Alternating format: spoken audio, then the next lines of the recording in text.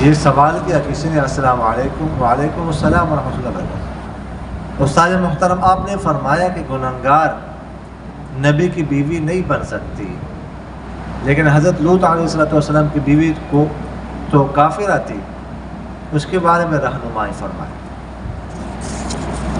دیکھیے گا،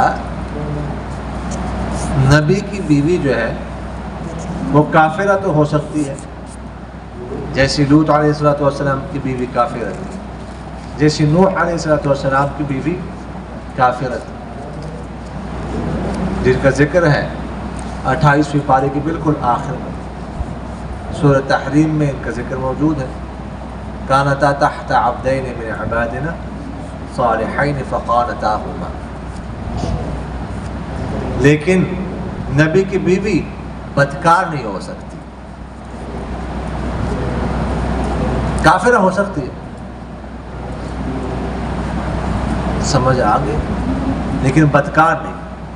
اور اس زمانے میں کافرہ کے ساتھ نکاح جائز تھا، لیکن بدکار نہیں۔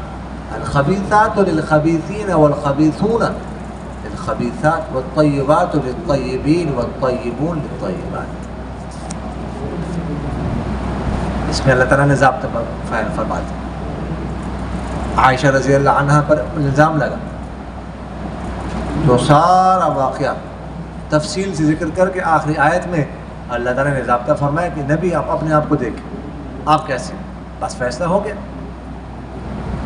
آپ پاک ہیں تو آپ کو بیوی بھی پاک ملے گی، اس لیے آپ ان باتوں میں نہ پڑیں۔ سمجھ آگے کہ نہیں ہے؟ تو اس لیے کافرہ ہو سکتی ہے، اس میں کوئی حرج نہیں ہے، لیکن بد کردار وہ نہیں ہو سکتی۔ سمجھ آگے کہ